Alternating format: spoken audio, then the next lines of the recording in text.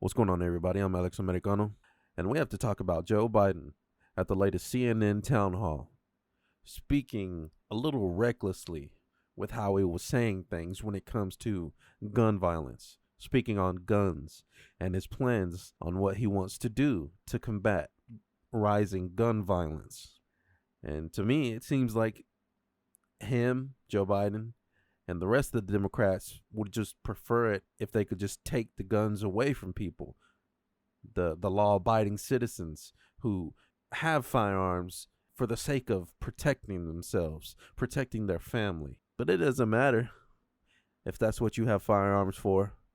Firearms are evil. They're dangerous. Nobody needs them. That's according to Biden. Got the headline of the article. Biden says he's pushing to eliminate some handguns. I'll play you the clip at the CNN town hall and we'll react to it. I'll play it and then I'll pause it whenever there's something that I feel is worth sharing. And then we'll wrap it up with a quick summary at the end. Let's roll the clip. Actually, crime is down. Gun violence and murder rates are up. All right, first off, right off the bat, he says that crime rates are down. Gun violence, homicide are up. Of course, crime rates are going down because you have these leftist, radical, far left district attorneys that are simply refusing to prosecute criminals. You have Larry Krasner, the Philadelphia district attorney, who has crime rates, homicide, everything going up, and his prosecution rates are going down. And instead of owning up, saying that it's because of his lack of prosecuting criminals, he wants to sit there and say that it's because of the Republicans in the state Senate. It's their fault that crime rates are going up.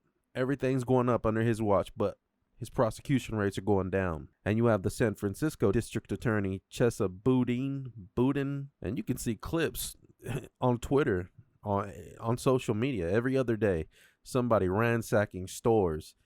Yeah, piles of clothes, piles of goods in their hands, and they just walk right out. That's because in San Francisco, it's a misdemeanor for stealing goods that total $950 or less. So it's a slap on the wrist. People see that there's essentially no consequence from doing this. So people are literally going in stores, carrying as much as they can in their hands and walking out, and nobody can do anything. And then they wonder why businesses are closing down, because if people can take $950 or less and it's just a misdemeanor and they can walk right out, then what's the point? They're just going to have to close up shop because they're losing more money than they're going to make. Guns. I'm the only guy that ever got passed legislation when I was a senator to make sure we eliminated assault weapons. The idea you need a weapon that can have the ability to fire 20, 30, 40, 50, 120 shots from that weapon, whether it's a 9mm pistol or whether it's a rifle, is ridiculous. Okay, so you hear the term assault weapons, and then he continues on and then categorizes 9mm and assault rifles as assault weapons. So if you're classifying a 9mm handgun as an assault weapon, then that means you would have to classify every other handgun caliber as an assault weapon. You're talking about 22 LR, talking about 9mm, 40 Smith & Wesson, 45 ACP, 10mm. So essentially you would end up wanting to eliminate all handguns at that point. And that there are some shotguns fed shells from a magazine. So would you essentially want to eliminate those as well? It's a slippery slope. If you define something from a 9mm to assault rifle as assault weapons, because once you get started eliminating what can be sold to civilians and what can be used, then you have to keep going because of your classification of what an assault weapon is. You say that a weapon that can fire 20, 30, 40, 50, whatever shots is something that people don't need. Of course you don't need that if you're a freaking marksman shooter at the Olympics, but the average person under pressure, once the adrenaline starts rushing, when they're in a situation where they need to pull that firearm to defend themselves, who's going to shoot perfect the first time? Of course you need every single bullet, because if I'm in that situation, I want the advantage. I don't want to run out first before the other person does. I want to keep firing until the threat is neutralized. So he said 20 shots. I know some handguns. For example, I have a Glock 19X. It's factory magazine. Stock magazine holds 17. And that doesn't include one in the chamber. So if there was one in the chamber, you're telling me if my weapon were to hold 2 more bullets, you would take it? You would eliminate the sale of that firearm? I mean, it's ridiculous. I mean, you can see what they want to do, essentially. Take your guns. Stop the sale of firearms and give more power to the criminals who will be armed. What are you going to have? What are we going to be left with? A baseball bat? That's not going to do it.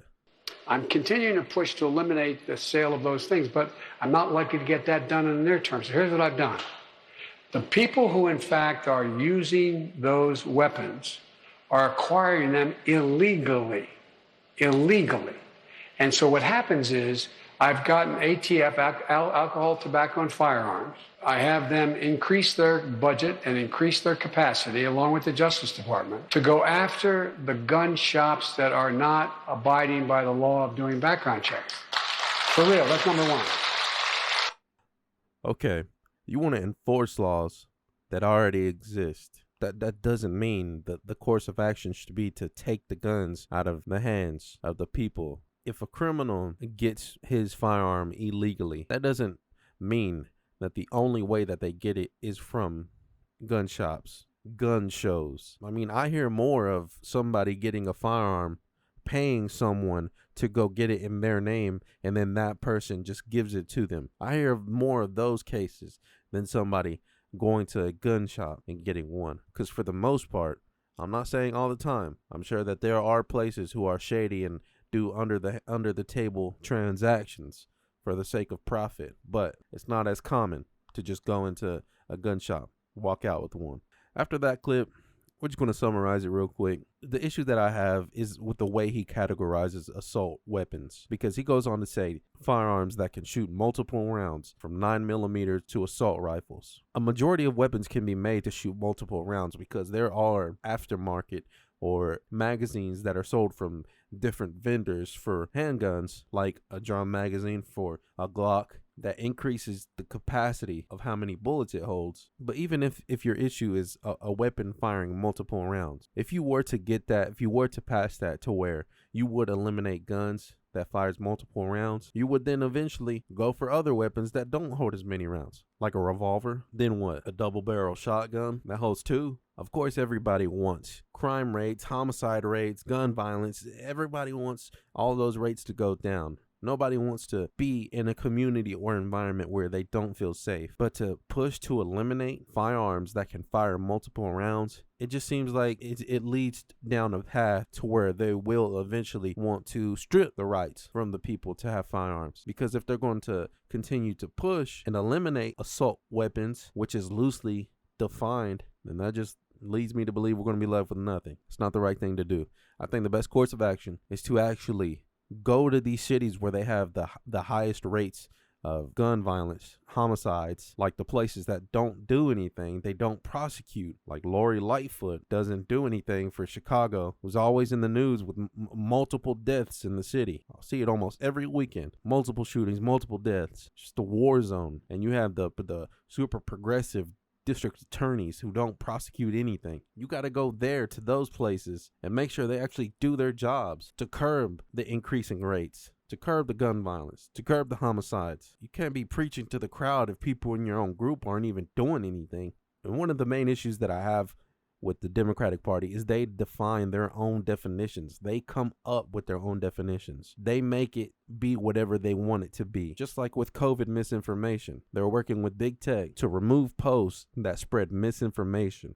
But what's misinformation? Something you say today may not be true tomorrow. You're going to get your posts taken down? Their definitions are what they define them to be. So 9mm and assault rifles are assault weapons today. What's going to be an assault weapon tomorrow? A bow and arrow? I oppose someone hindering my ability to protect myself and my family. Do you?